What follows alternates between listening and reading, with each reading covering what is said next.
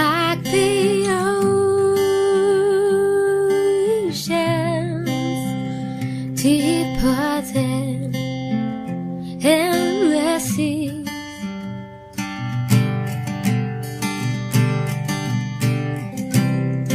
Your faithfulness is like the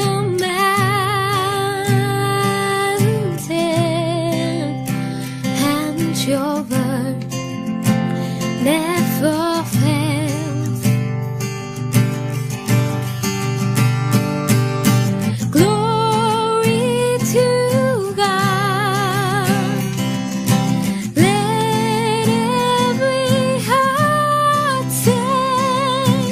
Glory to God in the highest.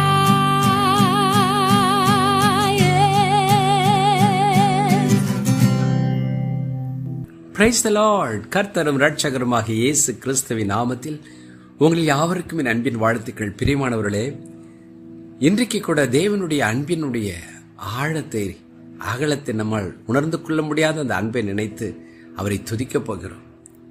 பாருங்கள், எபேசியருக்கு எழுதின நிருபம் 2ஆம் அதிகாரம் 4-5 வசனங்கள் இப்படியாய் சொல்கிறது.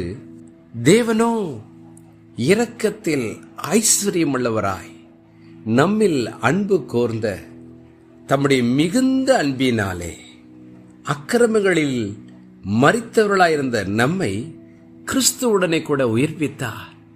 கிருபையினாலே ரட்சிக்கப்பட்டீர்கள். Ephesians 2:4-5. But God, who is rich in mercy, because of his great love with which he loved us, even when we were dead in trespasses, made us alive together with Christ. By grace you have been saved.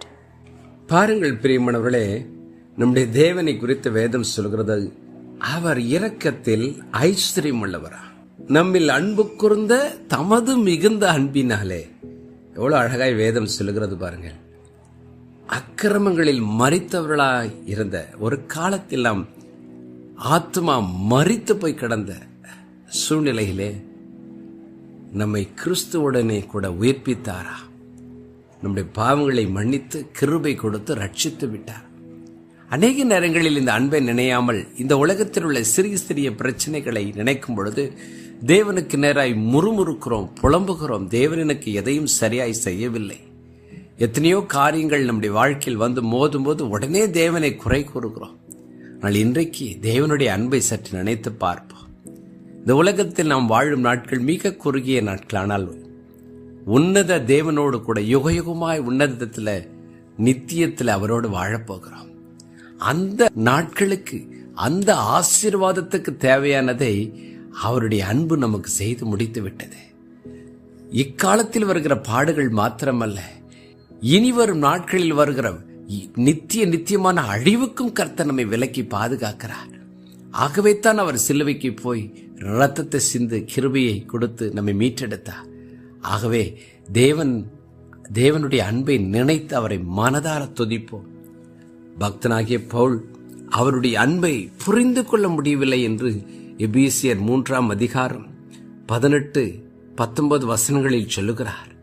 சகல பரிசுத்தவான்களோடு கூட கிறிஸ்துவினுடைய அன்பின் அகலமும் நீளமும் ஆழமும் உயரமும் இன்னதென்று உணர்ந்து அறிவு கெட்டாத அந்த அன்பை அறிந்து கொள்ள வல்லவர்களாகவும் தேவனுடைய சகல பரிபூரணத்தினாலும் நிறையப்படவும் அவர் தமது மகிமையினுடைய ஐஸ்வர்யத்தின்படியே உங்களுக்கு அனுக்கிரகம் பண்ண வேண்டும் என்று வேண்டிக் கொள்கிறேன் என்று ஜெபம் பண்ணுகிறார். Ephesians 3:18-19. May be able to comprehend with all the saints what is the width and length and depth and height, to know the love of Christ which passes knowledge, that you may be filled with all the fullness of God. தேவஜனமே, அந்த அறிவு கட்டாத அன்பை சிலுவையில் நம்மால் பார்க்க முடிகிறது. அந்த அறிவு கட்டாத அன்பு நமக்காய்ப்பட்ட பாடுகளை பார்க்க முடிகிறது.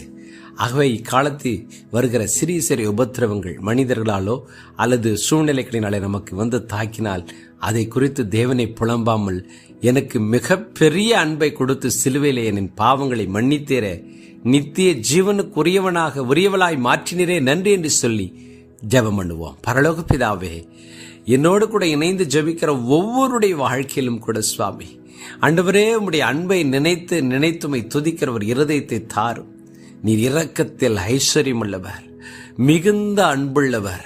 அந்த அன்பின் ஆழம், அகலம், நீளம், உயரம் என்று எங்களுக்கு அறிந்து கொள்ள முடியாத அளவுக்கு, கிரகிக்க முடியாத அந்த அன்புக்காக நன்றி செலுத்துகிறோம். ஆண்டவரே, நீர் எங்கள் மேல் வைத்த அன்பினால் தான் எங்கள் பாவங்கள் மன்னிக்கப்பட்டது. அதைவிட ஒரு பெரிய பாக்கியம் எங்களுக்கு இல்லையே அப்பா. அதை நினைத்து மனதார துதித்து உம்முண்டே நாளுக்கு நாள் பரிசுத்தத்திலும் உண்மையிலும் நெருங்க எங்களுக்கு உதவி செய்யும். இயேசுவின் நாமத்தில் பிதாவே, ஆமென்.